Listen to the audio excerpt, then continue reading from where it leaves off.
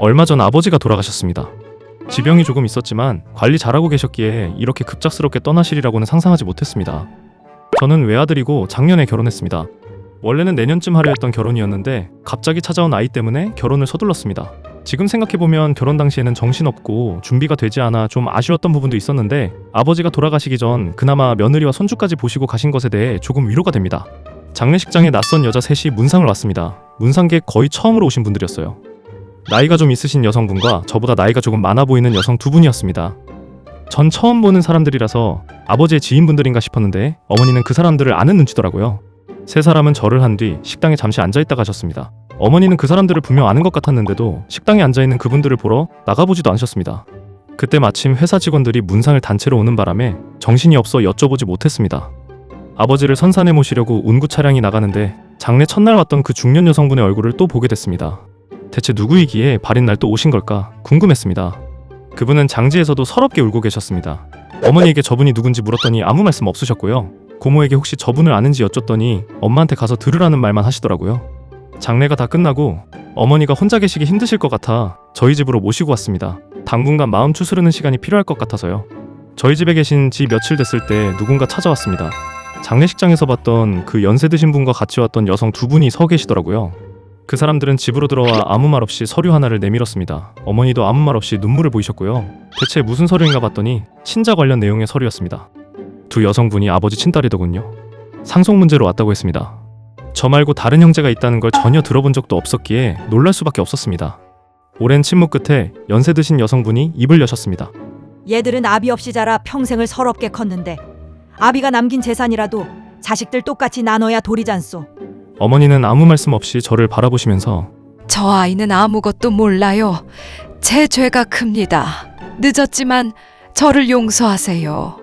죽을 때까지 내가 당신을 용서할지는 모르지만 죄는 죽은 사람하고 당신이 지은 거고 아들까지 탓하고 싶진 않네. 저보다 나이가 조금 많은 여성이 저를 빤히 쳐다보다 한마디 했습니다. 좋은 집에서 좋은 거 먹고 자라 고생이라고는 모르고 큰 얼굴이네. 우리는 아버지 떠나고 엄마랑 얼마나 고생하면서 컸는데 같은 자식이면서 아버지라는 인간은 너만 자식이라 생각한 모양이다?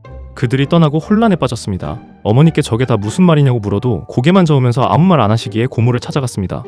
고모는 그 사람들이 집에 찾아왔더냐고 하시면서 아버지 유산 있는 거 그 애들하고 나누라고 하시더군요.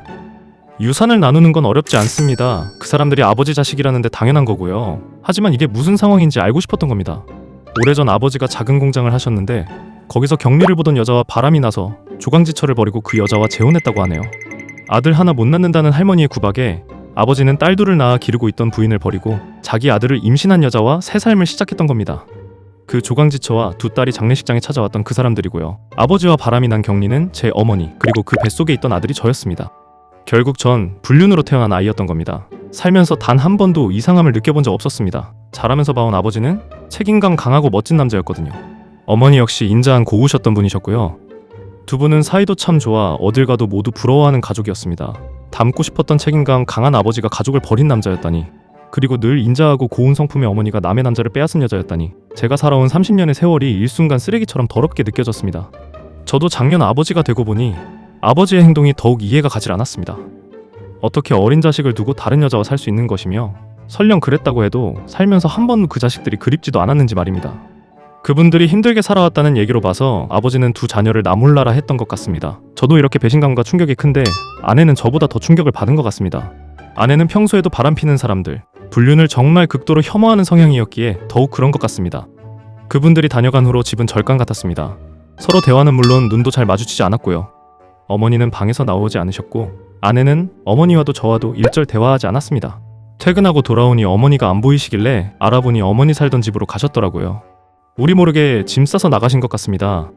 어머니 가시는 거 못 봤냐고 묻는 제게 아내는 앞으로 어머니를 어떻게 봐야 할지 모르겠다고 합니다. 솔직히 말하면 보고 싶지 않은 게 사실이라고 하고요. 저에 대해서도 다시 생각해보고 싶다고 말합니다. 헤어지자는 의미냐고 물었더니 그런 마음도 있다고 하네요. 이제 막 돌진한 아이는 어쩔 거냐고 물었더니 본인이 데리고 간다고 걱정하지 말라고 하는데 누가 키울 건지에 대한 질문이 아니란 걸 알면서 대화 자체를 피하는 눈치네요. 집안이 하루아침에 엉망이 되고 보니 돌아가신 아버지가 밉고 그동안 속여온 어머니에게도 실망이 너무 큽니다. 갑작스러운 상황에 괴로워하는 아내의 마음도 이해가 되고요. 장례식장에 찾아왔던 아버지의 전 가족들에게도 면목이 없습니다. 상속관계를 떠나 한 번은 만나 얘기해야 할 것 같아 누나 되는 분을 만났습니다. 큰 누나 되는 분이 저와 10살 차이가 나더라고요. 저는 정말 이런 상황을 알지 못했습니다. 제가 죄송하다고 말씀드려도 소용없다는 걸 알지만 용서하세요. 나 역시 너에게 무슨 원망이 있겠니? 모두 어른들 때문에 일어난 일인데. 정말 죄송합니다. 사실 우리 엄마가 많이 편찮으셔. 올해 입원도 하고 항암도 하셨는데 그러느라 돈이 없어 이래저래 힘들었지. 사실 아버지 돌아가시기 전에 몇 번 도와달라 부탁했었는데 거절당했고, 근데 어떻게 알고 너희 어머니가 우리 도와주셨어. 우리 엄마에게는 말하지 않았어. 자존심 상하실까봐. 그때 당시 우리는 너무 힘들어서 안 받을 수 없었거든. 그때 고마웠다. 너희 어머니 비록 남들이 손가락질한데도 넌 아들이니 어머니 비난하지 말어. 제가 어머니에게 실망하고 용서 못하겠다는 심정을 읽기라도 하듯이 어머니에게 도움받았던 얘기를 해주면서 어머니 너무 미워하지 말라고 하더라고요. 유산은 빨리 정리해서 상속 처리에 문제 없게 할게요. 아버지 돌아가셨다는 걸 알고 엄마가 딸들 유산이라도 받아야 한다고 내 집에 찾아간 거 본인이 우리한테 미안해서 저러시는 거지. 너한테 무조건 돈 내놔라 그러는 거 아니니까 너도 이런 우리 엄마 이해해줘. 큰 누나 되는 분을 만나고 돌아오는 길에 갑자기 눈물이 났습니다. 아버지가 미워서도 어머니께 실망해서도 30년 넘게 몰랐던 형제를 알게 돼서도 아니고요. 모르겠습니다. 사는 게 뭔지 이유 없이 나는 눈물의 의미를 설명하기 어렵네요.